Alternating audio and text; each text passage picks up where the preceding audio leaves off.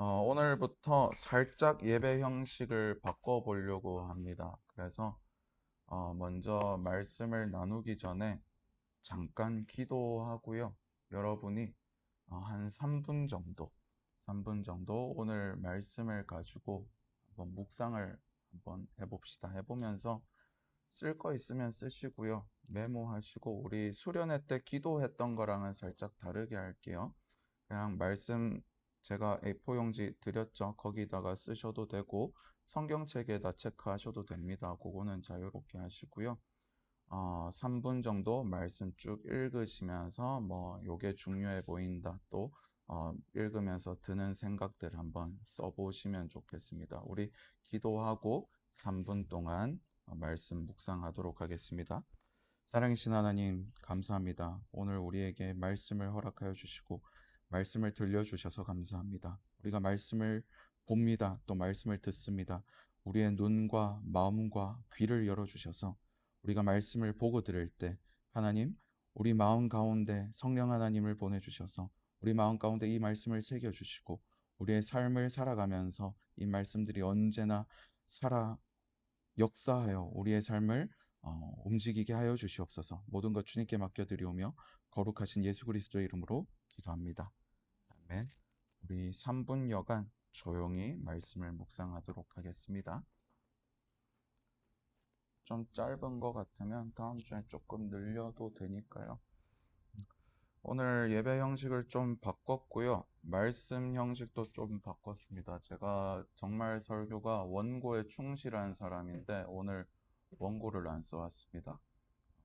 원고를 안 써와서 좀 거의 즉흥적으로 말씀을 나눌 것 같은데 즉흥이라 하더라도 준비는 열심히 해왔습니다. 오늘 예레미야 31장 31절부터 34절 말씀입니다. 제가 여러 번 여러분과 나누었습니다. 우리 성경에는 언약이라는 것이 중요하다라고 말씀을 나누었고요. 그리고 우리 성경이 신약과 구약으로 나뉘잖아요. 구약과 신약으로 나뉘죠. 그 신약, 구약 할 때 뜻이 뭐라 그랬죠? 옛날 언약, 새로운 언약이라는 뜻을 가지고 있다라고 말씀드렸습니다. 그 신약, 새로운 언약에 왜 새로운 언약이라고 신약 성경의 이름을 지었을까 하는 것에 토대가 되는 것이 바로 오늘 이 말씀입니다. 예레미야 31장 31절에 뭐라고 나오죠? 내가 이스라엘 집과 유다 집에 새 언약을 맺을 것이다.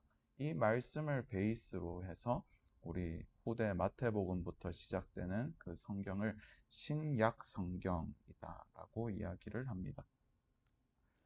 그런데 요 새 언약이라는 표현을 요즘 들어서 교회에서 많이 다시 쓰기 시작했는데요.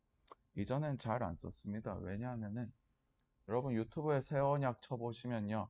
하나님의 교회 영상들이 정말 많이 나옵니다. 그래서 우리가 이단들에게 뺏긴 용어가 몇 가지 있어요. 제가 뭐가 있다 그랬죠? 신천지 빼앗겼다 그랬죠? 새하늘과 새 땅을 한자로 표현한 이 신천지 저기 이단한테 빼앗겼고요. 새 언약도 저기 하나님의 교회한테 거의 빼앗기다시피 한 용어 중 하나입니다. 그래서 우리에게 이 새 언약이라는 것은 정말 정말 중요하고 성경의 전체 맥을 갖고 가는 언약이라고 할 수 있습니다. 언약이 뭐죠? 언약은 제가 계약과는 다르다. 그리고 약속과도 다르다. 조금 다른 성격을 가지고 있다라고 말씀을 드렸던 것 같아요. 언약이라는 것은 서로가 서로에게 어떤 존재가 되어주는 것을 이야기합니다. 제일 대표적인 우리의 예는 결혼이라고 제가 말씀을 드렸었죠. 내가 너의 남편이 되고 너가 내 아내가 되는 것이라고 할 수 있습니다. 그러면 이 성경에 지금 새 언약이라고 이야기가 나왔으면 옛날 언약도 있겠다, 그죠? 옛날 언약이 뭘까? 여러분 옛날 언약이 뭘까요? 우리 바뀐 이 설교 형태에선 좀 대화를 좀 하면서 해보고 싶습니다. 우리 누가 있을까? 유구나, 옛날 언약이 뭘까? 그냥 탁 떠오르는 거 정 틀려도 상관없어. 박수. 역시 목사님 아들이. 다르네. 맞아요. 십계명.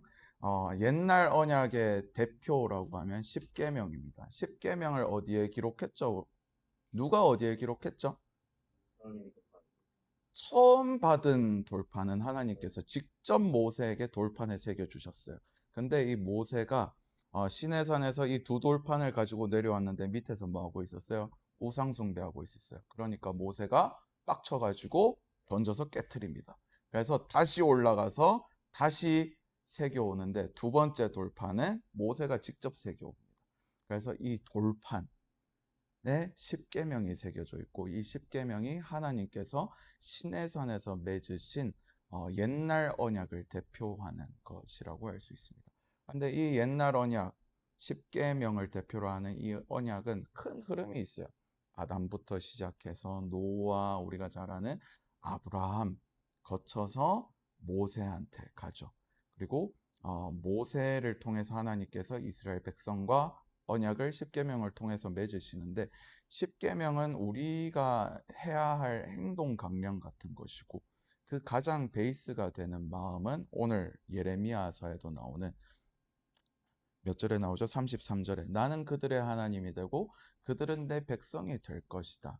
이것이 하나님이 이스라엘 백성들과 언약을 맺으신 가장 중요한 이유라고 할 수 있습니다. 그냥 하나님이 이스라엘 백성을 괴롭히려고 언약을 맺으신 것이 아니라 내가 너희의 하나님이 되고 너희는 내 백성이 되어라. 이게 언약의 이유라고 할 수 있습니다. 그런데 지난주 말씀에서도 나눴어요. 이 이스라엘 백성들이 언약을 지켜요, 안 지켜요? 안 지켜요. 사실 좀 전에 제가 이야기했듯이 모세가 하나님께로부터 첫 번째 돌판을 받아서 내려오자마자 그 언약이 깨져 버렸어요. 그죠? 모세가 우상숭배하고 있는 걸 보고 깨트렸잖아요. 벌써 깨졌어요. 그래서 그때부터 계속해서 이스라엘 백성들은 하나님과의 언약을 놓고 줄다리기를 합니다. 그죠? 지켰다 안 지켰다가 하나님이 좀 벌하시면은 잠깐 지켰다가 다시 안 지켰다가 합니다. 사실 이때부터 언약은 수도 없이 깨졌어요. 수도 없이 깨졌는데 하나님이 어떻게 하셨어요? 하나님께서 그들을 계속해서 끌고 가신 거예요.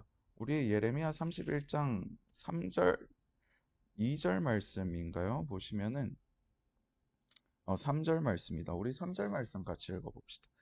시작. 옛적에 여호와께서 나에게 나타나사 내가 영원한 사랑으로 너를 사랑하기에 인자함으로 너를 이끌었다. 아멘. 이스라엘 백성들은 끊임없이 언약을 깨뜨렸습니다. 그런데 하나님께서는 계속해서 그들을 인자하심으로 이끌어 가셨어요. 그런데 이 이스라엘 백성들이 우리 지난주 말씀 나누었듯이 수술할 수밖에 없는 상황에 놓이게 되었어요. 더 이상 갱생 불가능한 상태에 놓였어요. 아까 요건이가 말했던 돌판, 십계명이 어디에 안에 넣어놨죠? 언약궤, 법궤 안에 넣어놨잖아요. 하나님께서 이 법궤 위에서 대제사장, 모세 이런 사람들을 만나셨다 그랬죠.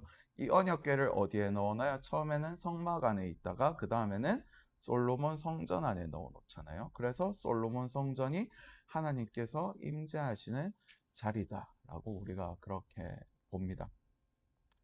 그런데 이 성전 안에 뭐가 가득했다 그랬어요? 우상이 가득했다. 그래서 하나님께서 이 성전을 무너뜨릴 수밖에 없게 되었다. 어차피 그들은 하나님과의 언약을 진작에 깨뜨렸고 예레미야서에도 계속해서 나옵니다. 오늘 읽은 말씀에도 있죠. 32절에 뭐라 그래요? 내가 그들의 남편이 되었어도 그들이 내 언약을 깨뜨렸다라고 이야기합니다. 하나님께서는 이스라엘과의 관계를, 이 언약적 관계를 남편과 아내의 관계에 많이 말씀하십니다. 그래서 유대교 랍비 전승에 보면요, 이 시내산에서 하나님께서 모세를 통해서 이스라엘 백성과 언약 맺으시는 이 장면을 랍비들은 결혼식에 많이 비유를 합니다. 왜요? 계속해서 하나님이 내가 너희의 남편이다 이렇게 말씀하시니까 시내산에서 그 언약 체결하시는 걸 하나님과 이스라엘 백성 간의 결혼식이다라고 표현을 많이 하곤 합니다. 그래서 내가 그들의 남편이 되었지만 너희가 나를 버렸다라고 말씀하십니다. 여러분 교회에서 많이 들으셨겠지만 이 고대 근동 사회에서 과부가 된다는 것, 남편을 버린다는 것은 어떤 의미를 가지고 있죠?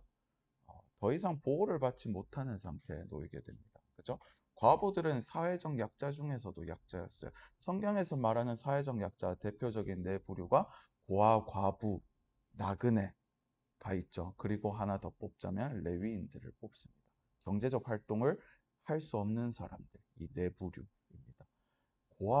과부가 되어 버렸습니다. 그래서 하나님을 버린다라는 것은 더 이상 하나님의 보호를 받을 수 없는 상태다. 그래서 이 이스라엘 백성들이 심판을 받잖아요.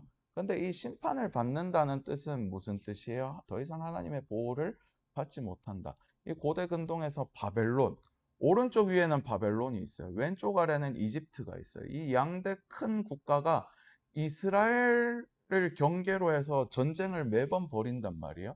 이스라엘이 500년이나 살아올 수 있었던 이유는 하나님께서 지켜주셨기 때문입니다. 그런데 이들이 결국 하나님을 버리고 과부가 되어버렸습니다. 그래서 하나님이 너희가 먼저 나를 떠났기 때문에 나는 더 이상 너희를 지켜줄 수 없다라고 말씀하시는 것을 우리가 볼 수 있습니다. 그런데 31절, 33절에 보면 공통적인 말이 하나 나옵니다. 뭐죠? 날이 이르리니 그날 후에 라는 날이 나옵니다. 이 날은요, 우리 기독교적 관점에서 예수님의 관점에서 보면 이 날은 뭐겠어요? 예수님의 십자가 사건을 의미합니다. 이 새 언약, 제가 몇 번 말했죠. 새 언약이 예수님께서 십자가에서 새 언약을 성취하십니다. 누가복음 22장에 아마 나올 거예요. 22장에 보면 예수님께서 제자들과 떡을 떼시고 포도주를 나누는 성만찬의 장면이 누가복음 22장에 나옵니다. 거기서 예수님께서 잔을 나눠주시며 이것은 내가 너희를 위하여 흘린 피 곧 무슨 언약의 피다? 새 언약의 피다 라고 예수님 말씀하십니다. 예레미야 31장에서 하나님께서 이스라엘 백성들에게 너희와 새 언약을 맺을 것이다 라고 약속하셨습니다. 그리고 시간이 흘러서 예수님을 통해서 드디어 십자가에서 새 언약을 성취하십니다. 그래서 시간이 꽤 흘렀습니다.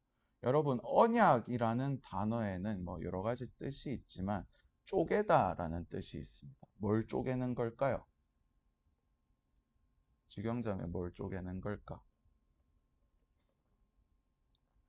박수.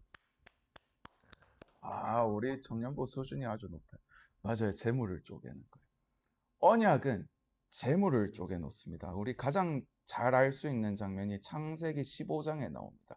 창세기 15장에 보면요. 하나님께서 아브라함과 언약을 맺으시는데 아브라함이 각종 재물들을 반으로 쪼개 놓습니다. 그리고 하나님께서 갑자기 환상을 보여주셔요. 어떤 환상을 보여주시냐면은 횃불이 그 쪼개진 동물들 사이로 왔다 갔다 하는 것을 하나님께서 환상을 보여주십니다.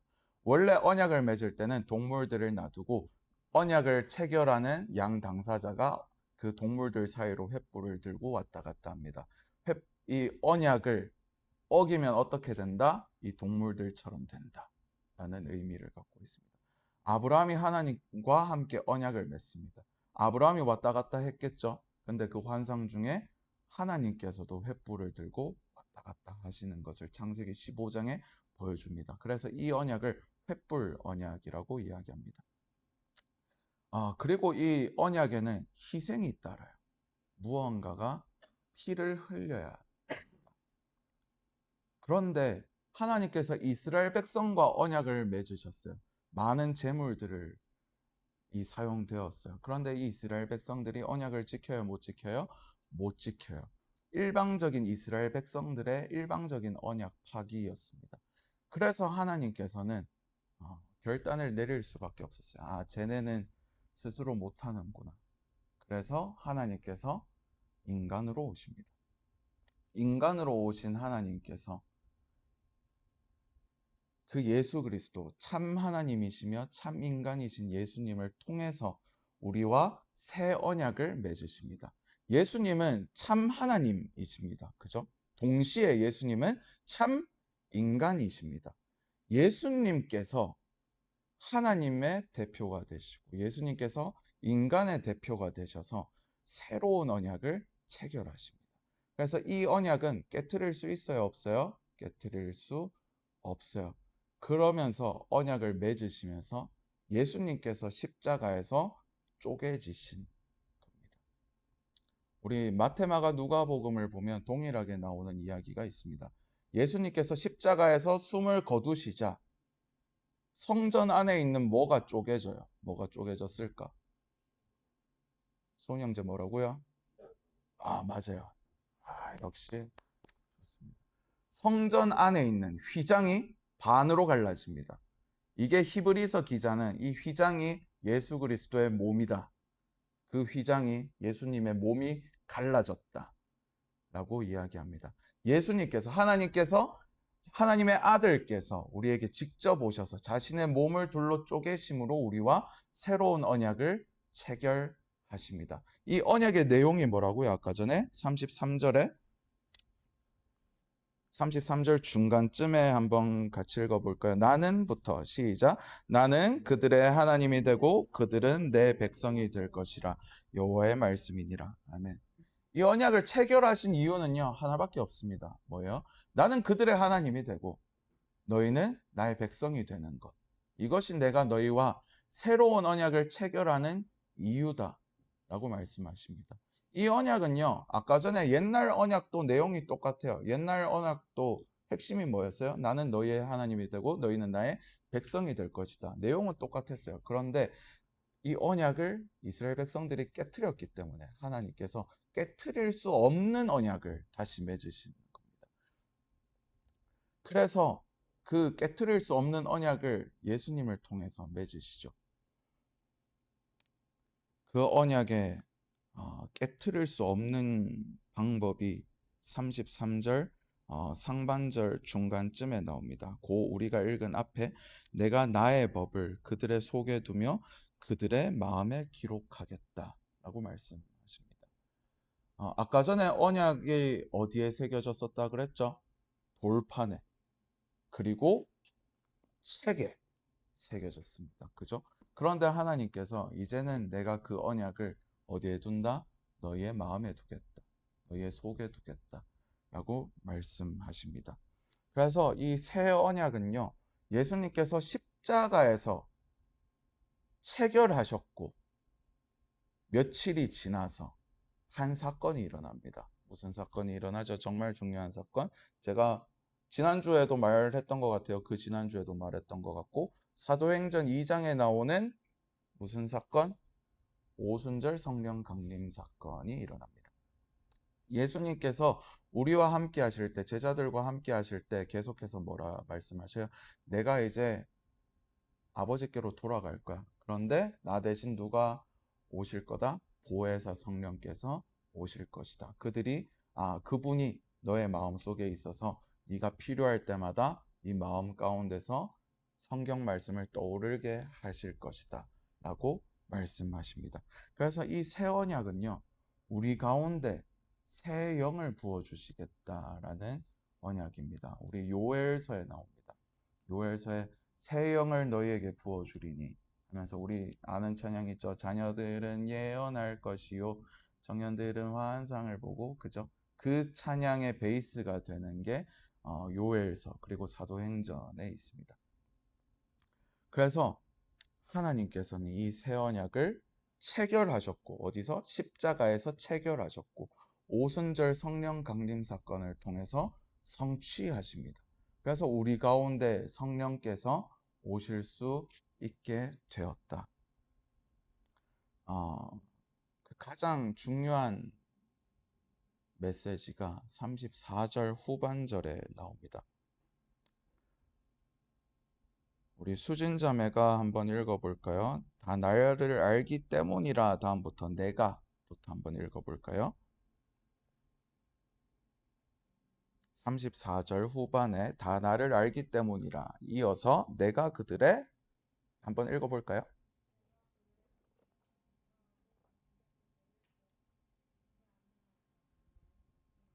아멘.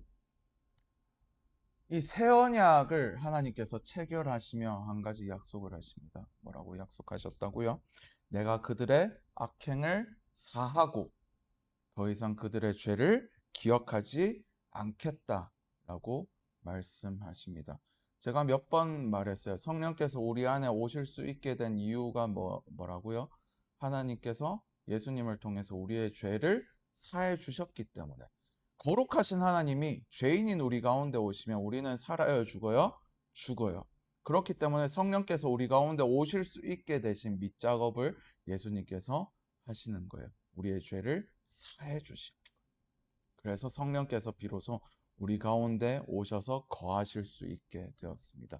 아까 전에 하나님께서 머무시는 곳이 법궤, 그리고 그 법궤가 성전 안에 있다라고 말씀드렸죠. 하나님께서 성령께서 우리 가운데 계십니다. 그리고 우리 가운데 거하십니다. 그래서 우리를 뭐라 그랬어요? 하나님의 움직이는 교회, 살아있는 성전이라고 말한다 말씀드렸습니다. 하나님께서 성전에서 말씀하십니다. 법궤 위에서 말씀하십니다. 그 언약 위에서 사람들에게, 백성들에게 말씀하셨습니다. 그렇다면 하나님께서 우리 가운데 오셨다라는 것은 우리에게 늘 언제나 뭐 하신다? 말씀하신다 라는 것을 의미합니다. 그래서 여러분, 성령께서 우리 안에 거하시기 때문에 하나님께서는 늘 우리 마음 가운데서 뭐 하신다? 우리에게 말씀하신다. 뭐 하신다고요? 말씀하신다. 그런데 우리는 왜 하나님의 말씀하심을 알아듣지 못할까요? 우리가 하나님의 말씀에 귀 기울이지 않기 때문에, 우리가 하나님의 말씀에 관심이 없기 때문에 그런 것이 아닐까라고 생각해 볼 수 있을 것 같습니다. 하나님께서는 우리에게 세미한 음성으로 말씀하십니다. 내 속에 우리의 의가 너무나도 가득 차서요. 내 말은, 내 뜻은 너무나도 잘 들리지만 하나님의 음성은 귀 기울이지 않으면 잘 안 들립니다. 그렇기 때문에 우리 구약에서 제사장들이 어떻게 했어요? 지성소로 나아갔다. 지성소 안에 언약궤가 있었거든요. 지성소로 나아갔다. 그런데 성전에 있는 그 휘장이 갈라짐으로 지성소와 세상 간의 경계선이 없어졌잖아요. 하나님께서 우리 마음 가운데 말씀하십니다. 그렇기 때문에 우리는 우리 마음 속에서 말씀하시는 하나님의 음성에 귀 기울여야 됩니다. 하나님은 분명히 우리 마음 가운데서 말씀하십니다. 뭐를 통해서 말씀하셔요? 아까 전에 예수님이 우리한테 가르쳐 주셨죠? 보혜사께서 성경 말씀이 생각나게 하심으로 너희에게 말씀하신다 라고 말씀하셨죠?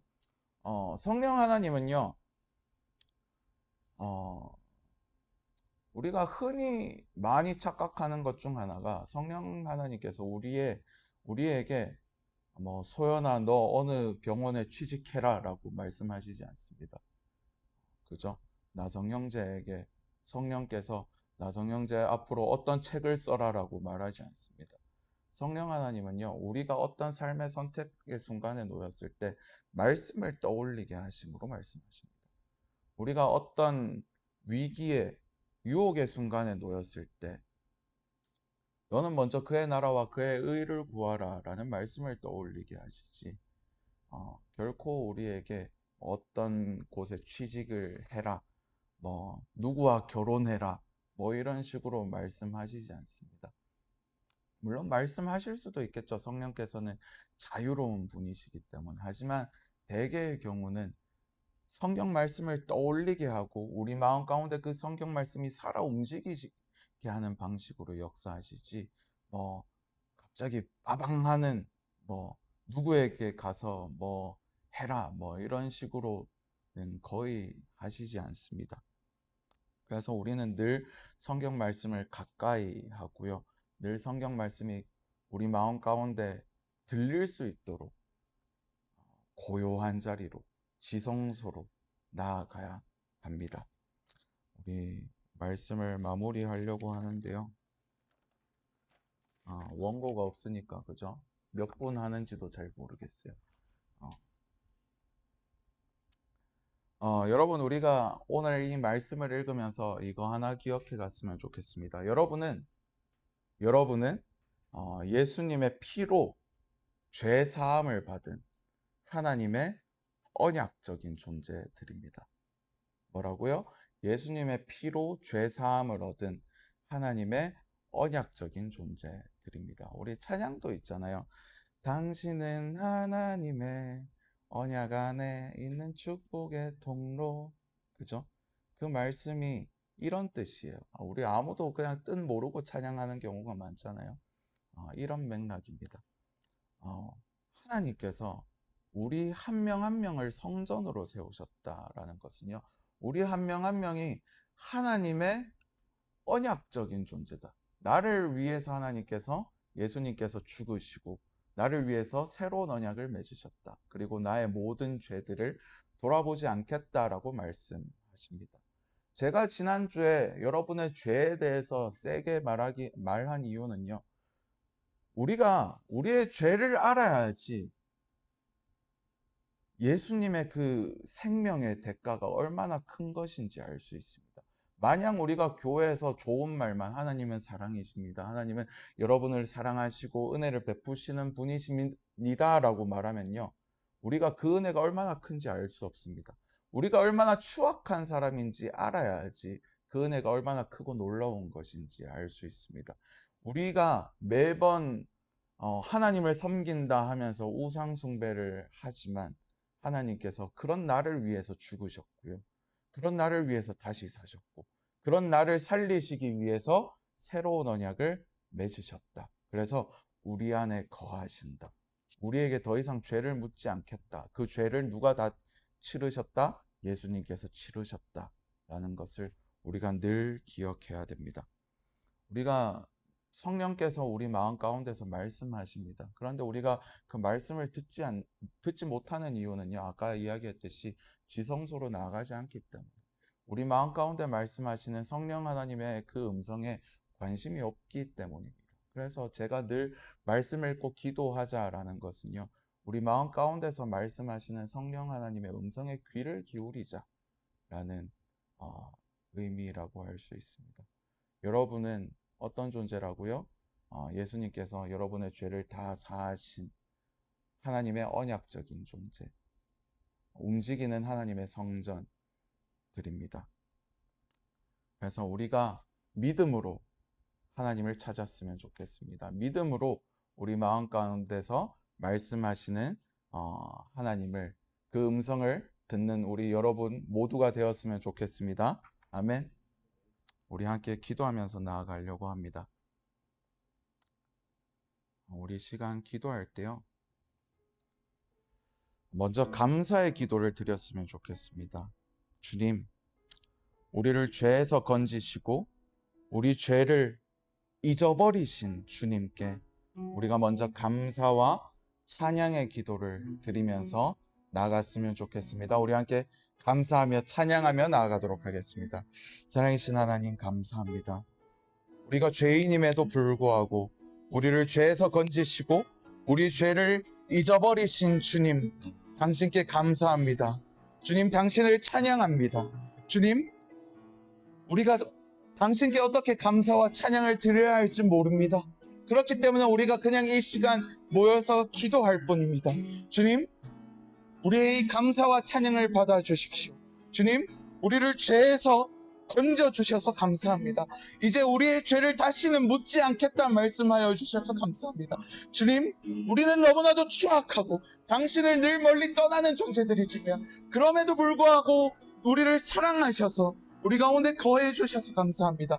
우리의 죄를 더 이상 묻지 않겠다 말씀하여 주셔서 감사합니다. 주님, 우리가 당신께 감사하며 찬양하는 것은 당신의 은혜가 너무나도 크고 놀랍기 때문입니다. 주님, 우리가 들을 말씀이 더 없습니다. 주님 감사합니다. 주님 당신을 찬양합니다. 주님 우리 가운데 함께하여 주시옵소서. 감사합니다. 주님 우리의 찬양과 기도를 받아주시옵소서. 우리 함께 찬양하며 나아갑시다. 주의 보좌로